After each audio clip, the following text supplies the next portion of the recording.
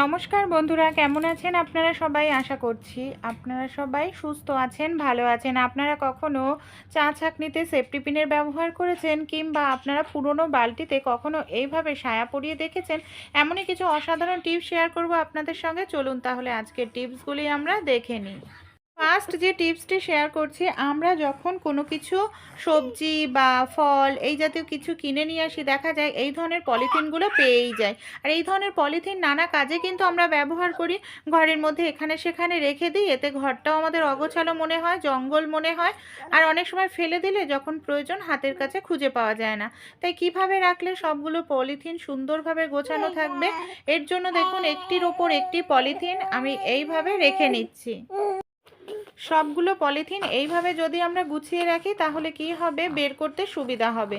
আর এটাকে আমরা কিভাবে রাখবো, তার জন্য আমাদের এখানে নিয়ে নিতে হবে এই ধরনের যে প্যাকেটগুলো হয় বা ব্যাগগুলো হয়, সেগুলোকে নিয়ে নেবেন।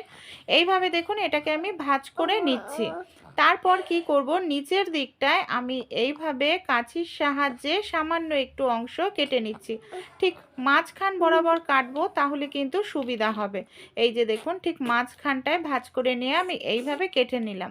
অতিরিক্ত বড় করে কিন্তু কাটবেন না, তাহলে অসুবিধা হবে। এইভাবে মাঝারি করে কেটে নিতে হবে। এবার কি করব, এই যে পলিথিনগুলো আছে, সবগুলো পলিথিন এই প্যাকেটের মধ্যে এইভাবে আমরা ভরে নেব।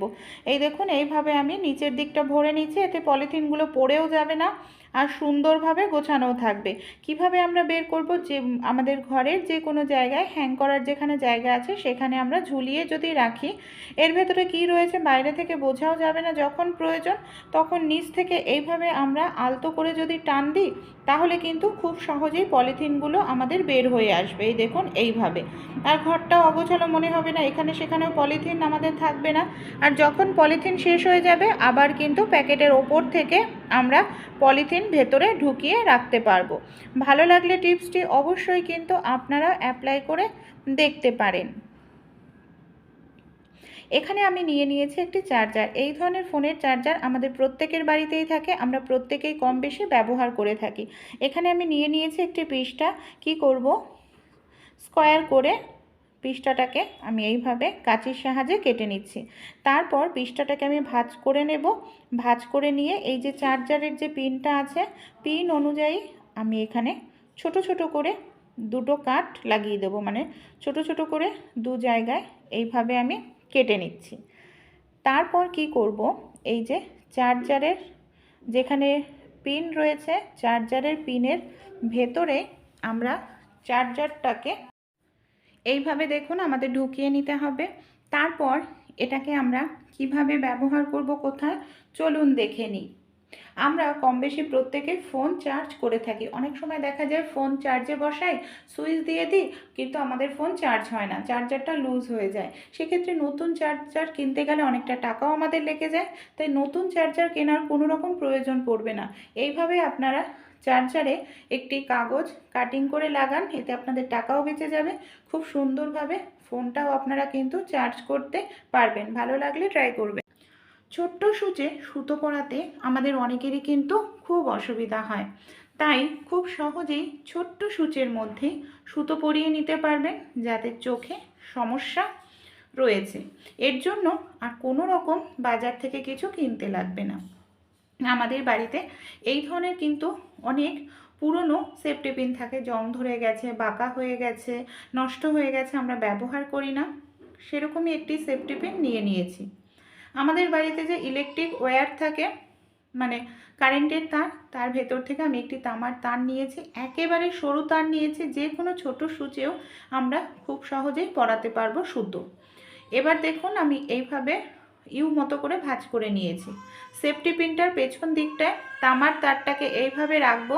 সেলুটেপের সাহায্যে খুব টাইট করে আমাদের তামার তারটাকে সেফটি পিনের সঙ্গে লাগিয়ে দিতে লাগবে। আর এই কাজটা একটু টাইট করে করতে হবে, যাতে তামার তারটা কোনোভাবেই না খুলে যায়। একবার তৈরি করলে আপনারা কিন্তু এটা অনেক দিন ব্যবহার করতে পারবেন। রোজ রোজ তৈরি করার কোনো রকম প্রয়োজন নেই। সুতোর কৌটোর মধ্যে আপনারা ভরে এটাকে রেখে দিন। এই দেখুন অর্গানাইজারটা আমাদের এখানে রেডি হয়ে গেছে। যখন আমরা সূচে সুতো পরাবো, তখন কি করব, আমাদের যে সুচটা আছে না, সুচটাকে আমরা এইভাবেই তামার তারের মধ্যে দেখুন আমি এখানে পরিয়ে নিলাম। এরপর কি করব, আমরা যে সুতোটা পরাতে চাই সেই সুতোটাকে তামার তারের মধ্যে এইভাবে দেখুন ঢুকিয়ে দেব। তারপর সুচটাকে আমরা বের করে নেব। ব্যাস, ছোট্ট সুচে খুব সহজেই আমরা সুতো পরিয়ে নিতে পারবো। আর এটাকে আপনারা রেখে দিলে সারা বছর ভোর যখনই প্রয়োজন তখনই কিন্তু ছোট্ট সুচে সুতো পরিয়ে নিতে পারবেন। আইডিয়াটি যদি ভালো লেগে থাকে অবশ্যই কিন্তু আপনারাও অ্যাপ্লাই করতে ভুলবেন না। পরবর্তী আইডিয়াটি দেখে নিই। আমরা যখন শাড়ির সঙ্গে ম্যাচিং করে এই ধরনের ব্লাউজ পরে থাকি, অনেক সময় কি হয়, ব্লাউজ চুড়িদার আমরা তো ওড়না বা শাড়ির সঙ্গে পিন আপের জন্য সেফটি পিন ব্যবহার করি, কিন্তু আমরা যখন সেফটি পিন এইভাবে ব্যবহার করি অনেক সময় দেখা যায় জামা কাপড়ের ভেতর, শাড়ির ভেতর, চুড়িদারের ভেতর সেফটি পিনটা ঢুকে যায়। টানাটানি করলে বেশ কিছুটা অংশ ছিঁড়ে যায়, না হয় গর্ত মতো হয়ে যায়। এতে কিন্তু আমাদের কাপড়টা পুরোপুরি নষ্ট হয়ে যায়। তাই আমরা তো পিন আপ তো অবশ্যই করব, কিন্তু সেফটি পিনে ছোট্ট এই কাজটি করে নেব। সেলো টেপ কিংবা কোনো কাগজ আপনারা প্লাস্টিক জাতীয় কিছু নিয়ে নিন যেটা ট্রান্সপারেন্ট। এখানে দেখুন আমি সামান্য পরিমাণ সেলো টেপ নিয়ে নিয়েছি। সেলো টেপটাকে 5-6 ভাঁজ দিয়ে এইভাবে ছোট্ট করে নিয়েছি, স্কোয়ার মতো করে নিয়েছি। এবার সেফটি পিনের মধ্যে এইভাবে আমি সেলো টেপটাকে ঢুকিয়ে নিলাম। এতে কি হবে, আমাদের এটা দেখাও যাবে না যেহেতু ভেতরের দিকে থাকবে। আর এই সেলো টেপটা দেওয়ার কারণে আর একটা যেটা সুবিধা হবে, কোনোভাবেই সেফটি পিন কিন্তু কাপড়ের মধ্যে ঢুকে গিয়ে কাপড় ছিঁড়ে যাবে না। এখানে আমি নিয়ে নিয়েছি বেশ কিছুটা পরিমাণ ময়দা। এর মধ্যে সামান্য পরিমাণ একটু আমি দিয়ে দিলাম নুন। তারপর অল্প অল্প করে জল দিয়ে দেব আর ময়দাটাকে মেখে নেব। জলের পরিমাণ কিন্তু বেশি দেওয়া যাবে না, অতিরিক্ত পাতলাও করা যাবে না ব্যাটার, আবার একেবারে ঘনও না। আর অল্প অল্প করে জল দিয়েই আমাদের এখানে ব্যাটারটি রেডি করতে হবে। তাহলে কোনো রকম দলা দলা ভাব ব্যাটারের মধ্যে থাকবে না। দেখুন অল্প অল্প করে জল দিয়েই আমি হ্যান্ড হুইস্কের সাহায্যে খুব ভালো করে এবার এই ময়দাটাকে ফেটিয়ে নিচ্ছি। খুব সুন্দরভাবে ফেটানো হয়ে গেছে। 1-2 মিনিটের জন্য রেস্টে রেখে দেব। এখানে আমি কিছু সবজি নিয়েছি, টমেটো, গাজর, পেঁয়াজ, ধনেপাতা, পেঁয়াজ পাতা। এবার কি করব, সবগুলো সবজি এখানে আমাদের কেটে নিতে হবে। একেবারে আমি এখানে ঝিরিঝিরি করে কেটে নিচ্ছি। আপনারা চাইলে গ্রেটারের সাহায্যেও খুব দ্রুত তাড়াতাড়ি গ্রেট করে নিতে পারেন। পেঁয়াজটা আমার এখানে কাটা হয়ে গেছে। এবার বাকি যে সবজিগুলো আছে সবগুলো সবজি চলুন কেটে নিই।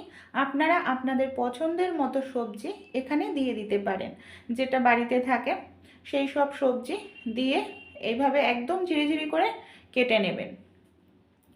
তারপর এখানে দেখুন আমি এখানে সবগুলো সবজি কেটে কিন্তু রেডি করে নিচ্ছি। গাজরটাকে গ্রেট করে নিয়েছি একটি পাত্রের মধ্যে।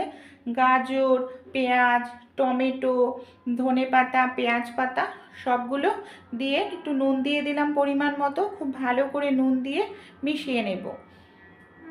ভালোভাবে মেশানো হয়ে গেলে এখানে আমি দিয়ে দিচ্ছি একটি ডিম। ডিমটাকে ফাটিয়ে এর মধ্যে দিয়ে দেব। ডিমটা ফাটিয়েও খুব ভালো করে এই সবজিগুলোর সঙ্গে ডিমটাকে আমাদের মিশিয়ে নিতে লাগবে। এইভাবে সামান্য পরিমাণ একটু লঙ্কা কুচি আমি দিয়ে দিলাম। এরপর দেখুন যে ময়দাটা রেস্টে রেখেছিলাম সেটাও পুরোপুরি 1-2 মিনিটের রেস্ট হয়ে গেছে। এখানে আমি গ্যাসের ওপর ফ্রাই প্যানে সামান্য পরিমাণ একটু তেল দিয়ে খুব ভালো করে তেলটা লাগিয়ে চারপাশে ছড়িয়ে নিলাম। 1 হাতা বা 2 হাতা পরিমাণ মতো ব্যাটার আপনারা দিয়ে দিন। এইভাবে দিয়ে গোল মতো করে নিন আর মিডিয়াম ফ্লেমে এটাকে আপনারা এক সাইড ভেজে নিন। যখন দেখবেন ওপরটা পুরোপুরি ড্রাই শুকনো হয়ে গেছে তখন এটাকে আমাদের উল্টে দিতে লাগবে।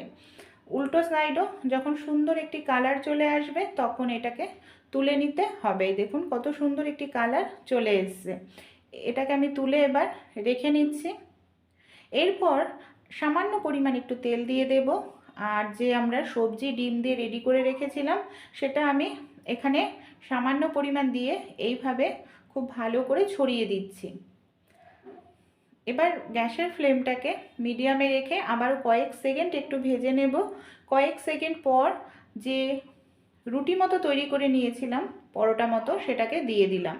যখন আমাদের হাতে সময় থাকে না বাচ্চাদের টিফিন বানিয়ে দেওয়ার বা নিজেরা কি খাবো, তখন ঝটপট এই রেসিপিটি তৈরি করে নিতে পারেন। খুব ভালো করে আমি ওলট পালট করে দিয়েছি।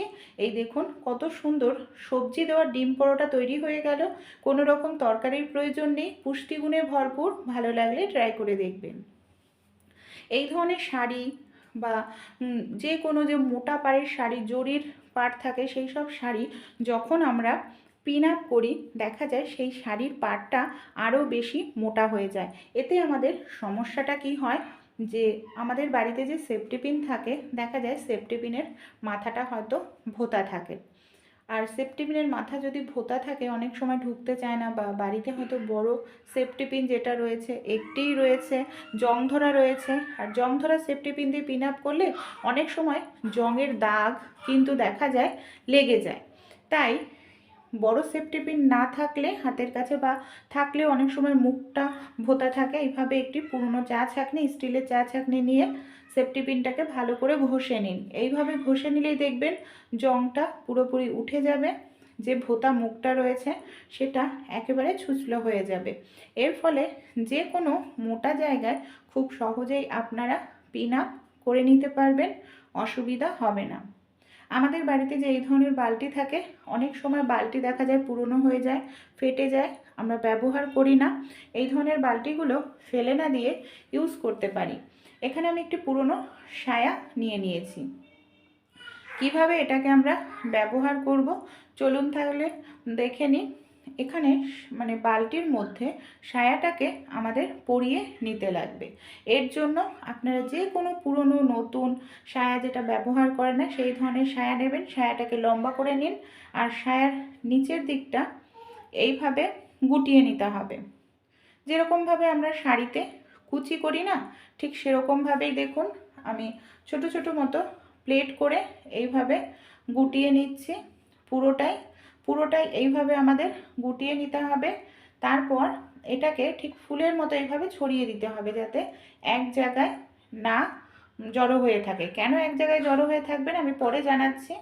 একটি গার্ডার দিয়ে এইভাবে টাইট করে আমরা আটকে নেব। দেখুন এটা মানে পুরো ফুলের মতো ছড়িয়ে রয়েছে। এবার একটি বালতি নিয়ে নিয়েছি যেটা ফেটে গেছে। এই বালতিটাকে সায়ার মধ্যে এইভাবে পরিয়ে দিচ্ছি। ফুলের মতো ছড়িয়ে দিলে কি হবে, বালতিটা খুব সহজেই দাঁড়াবে। এক জায়গায় মোটা হয়ে জড়ো হয়ে থাকলে বালতিটা কিন্তু ঠিকঠাক মতো দাঁড়াবে না, একদিকে কাত হয়ে যাবে বা পড়ে যাবে। এটা খুব সুন্দর একটি জিনিস আমাদের তৈরি হয়ে গেল। ভেতরের দিকটা সায়ার আমি এইভাবে বালতির ভেতরে ঢুকিয়ে দিলাম। এটা একটি বাস্কেট তৈরি করে নিতে পারলাম। আমাদের বাড়িতে যে নোংরা জামা কাপড় এখানে সেখানে রেখে দিই, যখন কাচতে যাই খোঁজাখুঁজি করতে লাগে আর ঘর বাড়িও নোংরা মনে হয়। তো এইভাবে পুরনো সায়া, পুরনো বালতি দিয়েই একটি বাস্কেট তৈরি করে নিতে পারি। তার মধ্যে আমাদের যে নোংরা জামা কাপড় সেগুলো রাখতে পারি, কিংবা বাচ্চাদের খেলনা রাখতে পারি, কারণ বাচ্চাদের খেলনা অনেক জায়গা নিয়ে নেয়, ছড়িয়ে ছিটিয়ে থাকে। এইভাবেও আমরা ব্যবহার করতে পারি। আইডিয়াগুলি ভালো লাগলে ট্রাই করে অবশ্যই কিন্তু দেখবেন।